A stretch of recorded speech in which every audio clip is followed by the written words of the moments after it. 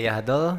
Somos el tercer grupo, está formado por Cristina Catalán Pajares, Arturo Rueda Romero y Carlos Ruiz Torres. Vamos a defender el proyecto de diseño de una estación compacta para tratamiento de agua potable para su transporte vía marítima en situaciones de emergencia. Vamos a dividir la presentación en diferentes partes. Inicialmente yo definiré la introducción y los objetivos y los antecedentes para un poco marcar la problemática de la que estamos hablando. Después realizaremos un estudio comparativo de las diferentes alternativas, atendiendo a las características un poco del agua y de la planta que vamos a diseñar. Después Cristina analizará la alternativa seleccionada y describirá un poco el proceso. Y finalmente Arturo realizará un estudio económico y sacará unas conclusiones. Bueno, pues el agua a lo largo de la historia ha marcado el desarrollo político y económico de los países, y en ocasiones ese desarrollo se ve ralentizado por la existencia de fenómenos externos como son los desastres. Vamos a dividir los desastres en dos tipos: naturales, cuando, perdón por la redundancia, interviene la naturaleza, como puede ser un terremoto, una sequía, etcétera, o humanos, cuando es un conflicto bélico, por ejemplo. Entonces, en determinadas situaciones, esos fenómenos causan unos daños tan radicales que la población local no puede solucionarlo, sino que se necesita una asistencia externa. Aquí vemos una afirmación de la ONU que define muy bien la situación de emergencia, por si alguien la quiere leer. Pues entonces, ¿cómo relacionamos esas situaciones de emergencia a los riesgos y la vulnerabilidad? Pues bueno, los peligros son los fenómenos en sí, la vulnerabilidad representa la susceptibilidad de un sistema, una población, a sufrir un peligro. De ahí se define el riesgo a la situación de emergencia. Como podemos ver, se localiza principalmente en el este y sureste asiático y ligeramente en el sureste africano. Mientras que los conflictos armados se extienden a lo largo de todo el mundo, localizándose también en Oriente Medio y en el centro de África. Como podemos observar, principalmente son en países menos desarrollados que el nuestro. Nosotros tenemos la capacidad y la resistencia de hacer frente a estos fenómenos. Sin embargo, determinados países menos desarrollados necesitan la asistencia externa, ¿no? Existen muchas técnicas de asistencia, entre ellas destaca la que nosotros vamos a representar, que son tratamientos portátiles que permiten el abastecimiento de agua de forma directa, por lo que estas son las principales características y objetivos que nos buscamos. Queremos que el proceso sea rápido, económico y eficiente, ya que vamos a encontrarnos con contextos de muchas dificultades. Necesitamos que sea transportable, para eso vamos a usar un contenedor T40 y buscamos que abastezca a una población aproximadamente de 5.000 personas. Bueno, antecedentes. En 2010 la ONU declaró que el agua y el saneamiento como un derecho humano. Sin embargo, eso contrasta con la realidad que vivimos en el planeta. La mayoría de muertes que existen en el mundo no son por guerras, ni sida, ni nada, sino son enfermedades en las que interviene el agua. Algunas como que se transmiten directamente a través de ella, como puede ser la cólera o el diarrea, y otras en las que existen vectores que permiten la existencia de determinados insectos o animales que transmiten enfermedad, como puede ser la malaria y el paludismo. De ahí de que hoy en día este tipo de plantas existen con mucha frecuencia a lo largo de todo el mundo. Ahí podemos ver una imagen, por ejemplo, de Haití y un ejemplo de una planta compacta. La nuestra sería de un tamaño mayor. Pues entonces, ¿cuáles son las características que buscamos en nuestra planta? Buscamos procesos sencillos, que sean versátiles y que tengan accesibilidad a muchos lugares. Buscamos que el mínimo consumo energético y de reactivos químicos para que repercuta en un menor coste del metro cúbico. Buscamos garantizar la calidad exigida internacionalmente en el tratamiento y que son procesos de alto rendimiento. Este sería un ejemplo del contenedor que vamos a usar, un TIR 40. Tiene dos puertas frontales y dos puertas laterales para favorecer el acceso y la accesibilidad, etc. Por decir, tiene 12 metros de largo aproximadamente y 2,4 metros de ancho y largo, por lo que es una limitación que hemos tenido en cuenta.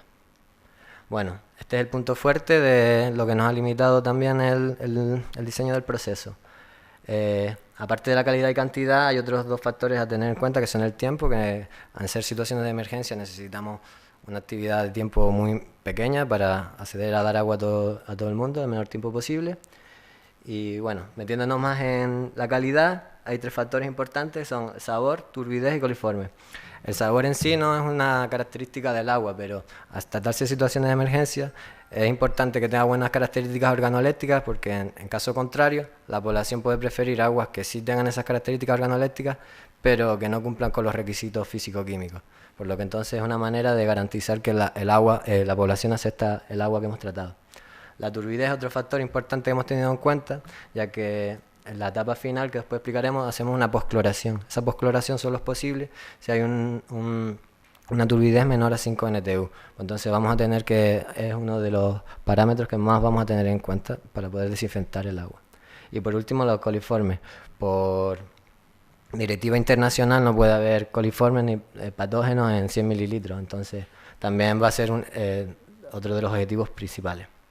En cuanto a la cantidad del agua, también por normativa internacional, el proyecto FERA determina que cuando hay una situación de emergencia, inicialmente existe una dotación mínima de 15 litros por habitante día. Sin embargo, nuestras plantas están diseñadas para cuando la situación se normaliza. Entonces aumenta la dotación ascendiendo a 100 litros habitante día.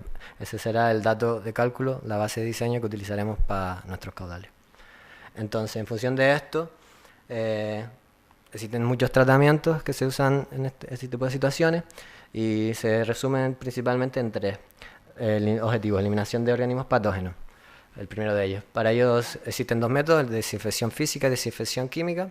Desinfección física sería aquellos en los que utilizamos elementos naturales como la luz ultravioleta o calor y no intervienen reactivos químicos.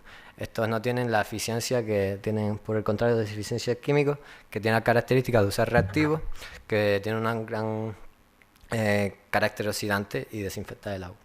Después, eliminación de contaminantes químicos. Nuestra planta va a estar limitada en este aspecto, porque no vamos a tener la tecnología disponible para eliminar tantas sustancias químicas, por lo que se opta por sustituir ese agua por de otras características que tengan mejor cualidades. Y por último está la eliminación de turbidez. Aquí existen multitud de técnicas, entre las que destacamos la filtración y la sedimentación. Entonces realizamos un estudio comparativo atendiendo a la eficacia del tratamiento, al coste que supondría la misma, la dificultad de su implantación en situaciones de emergencia y aquí un resumen global de su utilidad en situaciones. A partir de ahí pudimos discriminar los que no considerábamos oportunos y los que mejor reunían las cualidades que buscamos. Y a partir de ahí seleccionamos el proceso que ahora a continuación explicará Cristina. Vale, yo ahora voy a explicar los procesos que hemos seleccionado con los sistemas que vamos a emplear para la construcción de la planta. En primer lugar, definir el diagrama del proceso que vamos a seguir con una predesinfección inicial, una coagulación-floculación para una posterior decantación, para ayudar a esa decantación, dos filtraciones, una en sílex y otra en carbón activo, una ultrafiltración que únicamente se utilizará en situaciones específicas y una desinfección final, para conseguir finalmente el agua potable. Vamos a describir cada uno de los tratamientos que hemos elegido. En primer lugar, se ha optado por un pretratamiento físico, un desbaste con un filtro de alcachofa que se colocará al inicio de la tubería de succión para evitar que entren grandes sólidos a la planta y puedan dañar los equipos. En segundo lugar, se va a utilizar una precloración para evitar el crecimiento de microorganismos y de algas dentro de la planta. Y como compuesto se ha utilizado el hipoclorito de calcio.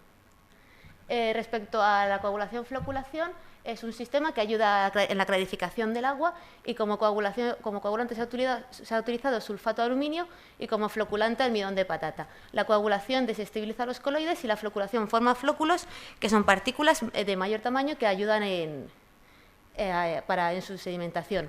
La sedimentación separa la materia suspendida y los flóculos anteriormente generados por procesos gravitatorios. Y hay que destacar que para una óptima clarificación hay que tener muy en cuenta cada uno de los aspectos que se van a encontrar en las distintas condiciones de trabajo. Respecto a la filtración, el principal objetivo es mejorar la turbidez para conseguir una posterior desinfección correcta, además de mejorar las características físico-químicas. En nuestro caso, como ya se ha comentado, hemos utilizado un filtro sílex antracita que hace una separación mecánica a través de un lecho multicapa y un filtro de carbón activo que utiliza el proceso de absorción con una atracción electroquímica sobre la superficie. La ultrafiltración es una separación física a través de procesos de membrana que da agua de muy buena calidad, reteniendo la totalidad de los microorganismos. Presenta varias desventajas, como la necesidad de una alta presión para poder trabajar, son equipos frágiles y que tienen una gran tendencia al ensuciamiento. Por lo que, en este caso, solo se va a utilizar para momentos muy particulares y de manera temporal para tratar aguas que sean de muy mala calidad. Y finalmente una postcloración para garantizar la desinfección y evitar la transmisión de enfermedades. Y también se va a utilizar hipoclorito de calcio. Respecto al diseño, primero explicar la dotación, aunque ya la ha comentado más o menos Carlos. El diseño se ha realizado para una aproximación de abastecer a 5.000 personas con 100 litros por persona y día. Cabe destacar que, según el proyecto Esfera, con los 15 litros por habitante y día que da en situaciones de extrema emergencia, utilizando nuestra planta sería capaz de abastecer a 33.000 personas. Y también destacar que la planta únicamente va a trabajar 16 horas al día en 2 turnos de mañana y tarde. Respecto al diseño del sedimentador, se ha elegido un sedimentador lamelar, ya que estos equipos son capaces de aumentar la superficie de filtración gracias a las lamelas. En este caso, se llega a 16 metros cuadrados de superficie de filtración por cada metro cúbico de equipo. El coagulador floculador va a ser de tipo laberinto, ya que estos sistemas permiten, de una manera muy compacta y ocupando muy poco espacio, garantizar tanto los tiempos de retención como las necesidades de mezcla que necesitan estos dos procesos. Y en este caso va a ir colocado sobre la pared del sedimentador. El filtro de sílex antracita se han colocado 2 unidades, cada una representando 2 líneas, cada una tratando la mitad del caudal de forma paralela. Se han colocado las 2 líneas para el caso de que un filtro falle o esté durante el proceso de lavado, pueda continuar el funcionamiento de la planta. Aquí se observan algunas de las características del equipo y destacar que este sistema trabaja con una presión de 3 bares. Y para el filtro de carbono activo igual, se utilizan 2 unidades, estas son las características del equipo y destacar que en este caso necesita 5 bares. La ultrafiltración únicamente se va a tratar en los procesos en los que sea necesario el 60% del caudal, mezclándose posteriormente con el otro 40%, cuyo tratamiento final es el carbono activo, para conseguir una pequeña remineralización. Estas son las características del equipo de ultrafiltración y cabe destacar la capacidad que tiene de tratar agua de muy mala calidad, viendo los diferentes parámetros que es capaz de admitir. Respecto a los equipos auxiliares, destacar que no participan directamente del proceso de tratamiento del agua, pero sí son totalmente necesarios para el funcionamiento de la planta. Hay que destacar como equipos de bombeo la motobomba, que es el sistema encargado de conducir el agua desde la fuente de extracción hasta la planta, y tiene que ser un equipo móvil, que sea capaz de transportarse y colocarse cercano a la zona de captación. Y los equipos de bombeo a presión, que son los que dan la presión necesaria para poder utilizar los equipos de filtro de sílex, filtro de carbono activo y ultrafiltración. Este último equipo se ha calculado que se necesitará un motor de unos 9 kilovatios. Respecto al grupo electrógeno, el principal objetivo de este equipo es dotar de electricidad de manera autónoma a la planta. Se ha calculado su potencia aparente en 74,085 kilovatios aparentes, sumando todas las potencias de los distintos equipos que se van a utilizar. Y finalmente se ha elegido un equipo de 5 kilovatios aparentes. Y respecto a las conducciones de bombeo, es decir, que se han utilizado 2 tipos de conducciones, una rígida y otra semirrígida. La rígida sería únicamente para la zona de succión, que va desde la zona de captación hasta la motobomba. Y la semirrígida se colocaría desde la bomba, desde la motobomba hasta la planta. Las dos son de PVC, ya que es un material con bajo peso, flexible y poco deformable. Y hay que destacar que se ha utilizado la conducción semirrígida porque tiene muy buen almacenamiento por el poco espacio que ocupa. Y ahora va a seguir Arturo con la dosificación, almacenamiento de reactivos. Bien. Antes de empezar con los reactivos, debemos decir que se han seleccionado estos reactivos por 3 condiciones. La primera, que se encuentren en forma sólida para así reducir en primer lugar el volumen, y en segundo, para permitir su transporte de forma legal. En segundo lugar, que sean rentables, y en tercer lugar, que sean eficaces. Estos reactivos son el sulfato de aluminio, el almidón de patata, el hidróxido cálcico y el hipoclorito cálcico. Debemos resaltar principalmente el hipoclorito en el caso de la postcloración, que se suministre en una concentración un poco mayor. Este supuesto lo hemos hecho para hacer un agua que se encuentra en muy mala calidad hasta el proceso de ultrafiltración. Esto es necesario para que así el agua se encuentre en unas condiciones ideales para mantener la calidad a la población abastecida. Estos reactivos se administrarán en el plazo de durante un mes con una dosis necesaria que aparece en la columna central, siendo necesario durante dicho mes una cantidad que aparece en la tercera columna. Pues bien, debemos volver atrás para ver todos los equipos y el contenedor que en él hacemos el transporte. ¿Se cumplen las limitaciones que en un principio se exigían? Pues sí, se cumplen todas. La altura. El equipo de ultrafiltración es el equipo más alto, pues no alcanza esa altura, ni alcanzamos ni siquiera tampoco la mitad del peso máximo exigido. Y por último, la superficie. El peso total, pues se puede ver que en más del 70% lo abarcan los equipos principales. Y respecto a la superficie, hemos distribuido cada uno de los equipos con el funcionamiento de izquierda a derecha de todo el tratamiento de la planta, habiendo suficientes espacios para colocar el resto de productos o equipos que en el mismo no están descritos, permitiendo el transporte de todo el equipo para la zona donde tiene que tratarse el agua y permitiendo así también el transporte. Respecto al estudio económico, lo hemos enfocado en dos apartados. En primero, el coste de construcción. Nos supone un total de más de 90.000 euros, dirigidos principalmente en los costes a los costes principales, que son más del 70%. Si dividimos los costes principales por los equipos, vemos como los equipos de filtración y ultrafiltración son los más caros, quedando relegados a un tercer lugar los equipos de decantación, coagulación, floculación. Si vemos los costes de explotación y mantenimiento, los dividiremos en dos grupos, los costes fijos y los variables. Los costes fijos se subdividen en 4 apartados: personal, establecimiento, mantenimiento y varios. El personal abarca un coste medio, puesto que se va a contratar un grupo reducido de personas, ya que en caso de emergencia no van a estar dedicados completamente al mantenimiento y explotación de la planta. Como variable está el combustible, reactivo y transporte marítimo, con lo cual vemos que aquí el factor energético es importante, sobre todo en el transporte marítimo, que hemos hecho un supuesto desde cualquier puerto de España hacia Haití. Viendo todo esto, supone que los costes variables son el 63%. Subdivididos cada uno de los costes, vemos cómo están repartidos más del 50% en los gastos de energía.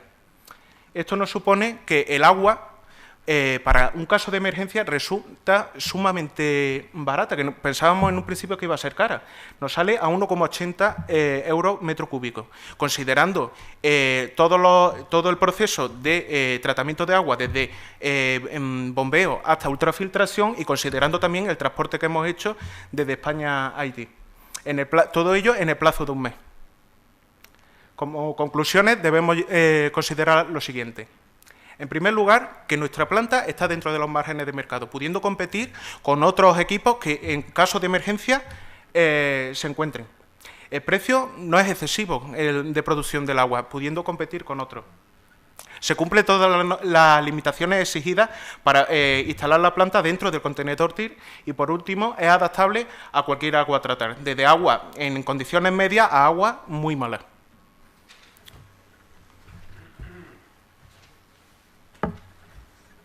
Ya.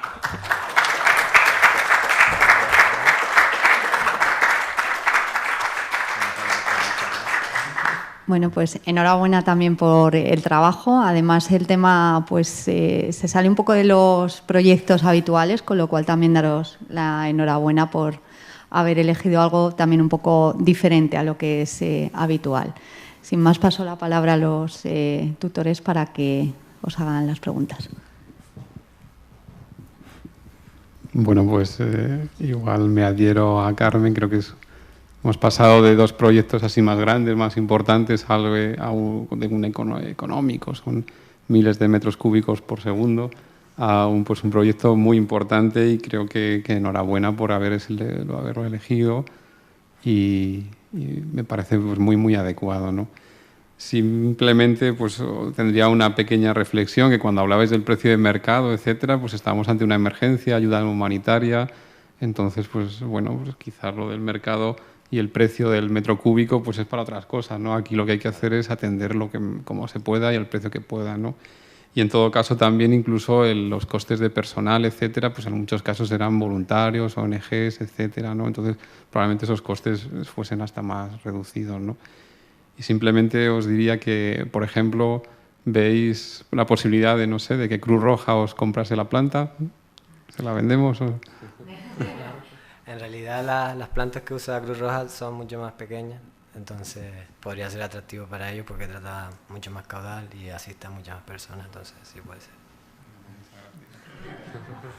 Y respecto a lo del precio del metro cúbico, decir que hemos hecho como para ver que realmente se puede utilizar la planta. ¿Sabes? Que no es algo que no sea solo en teoría, que no sea algo lógico, sí. Dentro de lo que puede costar no es algo excesivo. No lo hemos hecho por otra cosa. Pues yo me uno, muchas gracias por el proyecto, es muy interesante ese tipo de plantas.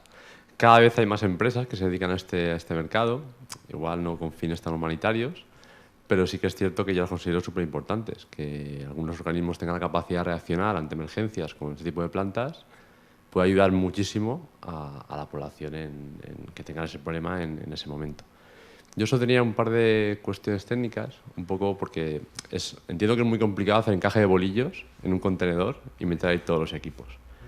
Pero no me ha quedado claro la ultrafiltración, por ejemplo, qué tipo de membrana es. ¿Es una membrana plana? ¿Es capilar? ¿Es tubo presurizado? Es un equipo compacto que lleva membranas, creo que eran orgánicas, de tipo...